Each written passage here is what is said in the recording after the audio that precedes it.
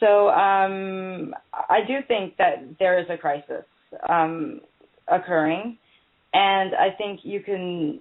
It's a larger crisis, a human crisis for sure. And I think where this study starts is it's a beginning, and I think it's a necessary beginning, and I think it needs to be spoken about.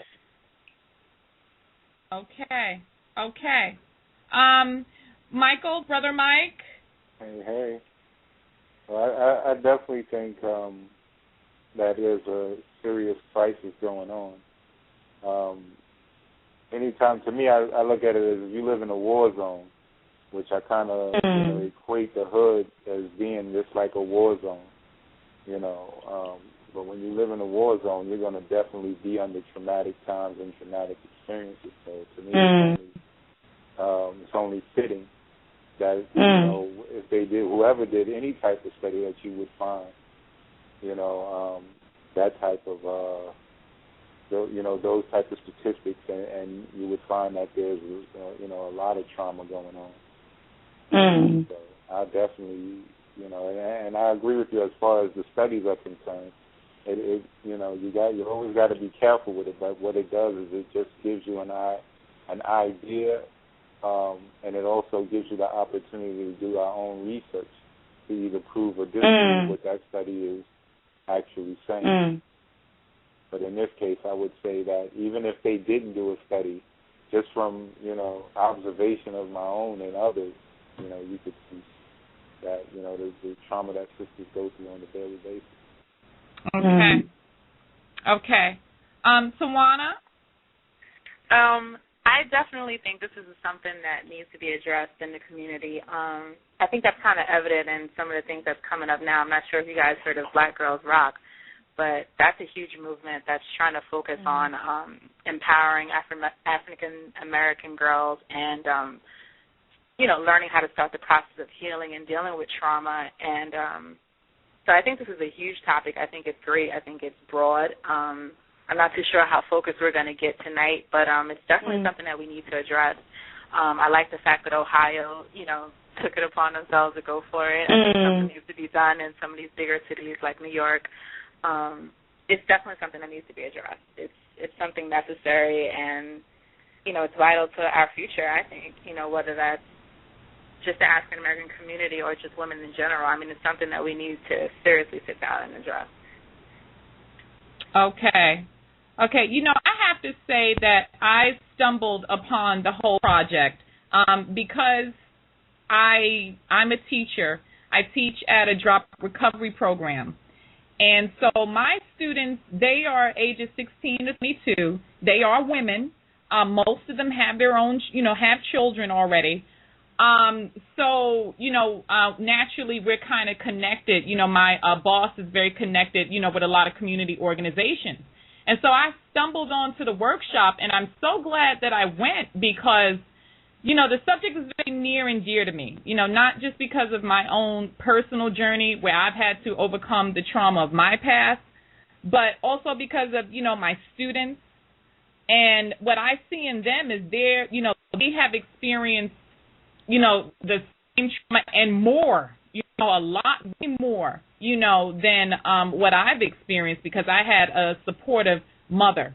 And a lot of them didn't have that, and they had, way more deficits to deal with. But I see them passing that trauma to the next generation, their children. Right.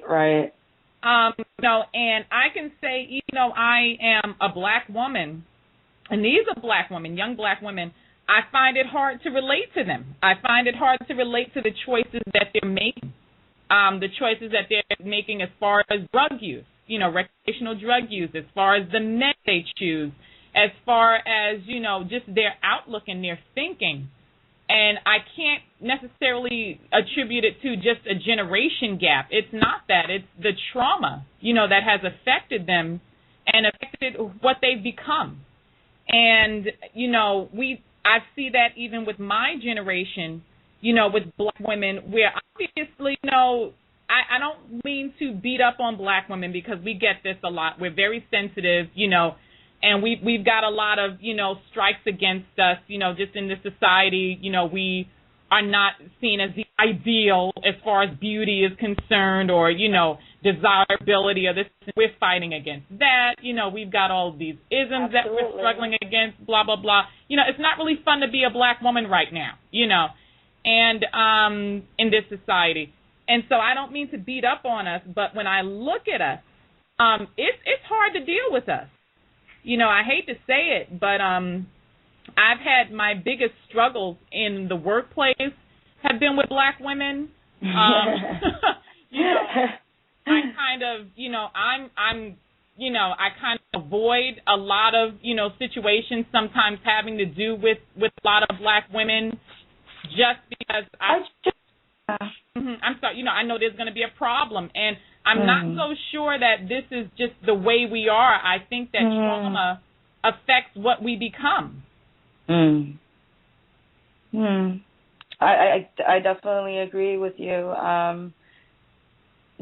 mean, when I think about repeating the pattern, I never really understood that the possibility of that. Like, how can you repeat something that you affected you negatively? And I've come to the conclusion where I have a passion for that, because I'm a mother and I have a 12-year-old, and I have definitely done things that actually at the time I did it, I didn't know it was wrong. I really didn't know it was wrong. And then after experiencing that, being able to look at my mother and see things that I know that she did towards me that I felt was not right, and then realizing that where it comes from, and it comes from low self-esteem. And I think a lot of us are walking around that we're low self-esteem all the time. And I think everyone battles self-esteem, high self-esteem. Their self-esteem, I think self-esteem is very dynamic for sure. But I think for many of us, it becomes because you grow up in this traumatic experience, you think that's normal. You don't think it's any, like you said in the beginning, you don't see anything abnormal about it until you experience it. And that's where the growth comes in, and I think it's very difficult to have access to the experiences that awaken these lessons when we're sort of surrounding ourselves with the same dynamic all the time. Okay. Michael? Well, I'm sorry, Tawana. I was just going to jump in. Glad you made some excellent points, and so did you, Nella. I love how you explained about the generation gap and how you wasn't sure about some of the choices that a lot of the young women make that you have at your school. I think a lot of things come from the fact that how we respond to children who've been traumatized. If all of us can think back that when we first had our initial exposure to some type of trauma, unfortunately, in African-American communities, the first thing is, get over it. Suck it up. Deal with it. Okay. Give it to God. And so I think kids kind of feel like in their head, nobody really knows what they're going through. So that's the detachment off the jump, because it's just like, you would never really understand anyway. That's why everybody feels like their problem is so much better than the next person. And I think because they don't realize the full effect of what's happened to them, that's how they're so much easier to just repeat it. They'll just do it with their children, or they'll just, because no one said, you've been hurt, and let's deal with this, let's work with this. No, it's like, get over it, because you're the strong black woman, you can handle it. Put it on the shelf and go on. Yeah. And I mean, I've been told that growing up myself, and a lot of times I'm like, no, I'm really hurt, and I want to deal with this hurt, but you have to, it's like, no, you're this strong black woman. Buck up, deal with it. You can take it, give it to God. And I have nothing, I have nothing wrong with God, but it's just like, I feel like a lot of our community will just put that's like the Band-Aid to a lot of our problems. And so our children don't get addressed. Their issues don't get addressed. Their trauma gets pushed in the back, and then they end up, continuing to make more mistakes, and they end up in jail, or they end up, doing a lot of different things. But could I just also say this thing about trauma at childhood? Because one of the things that I've been contemplating about lately is that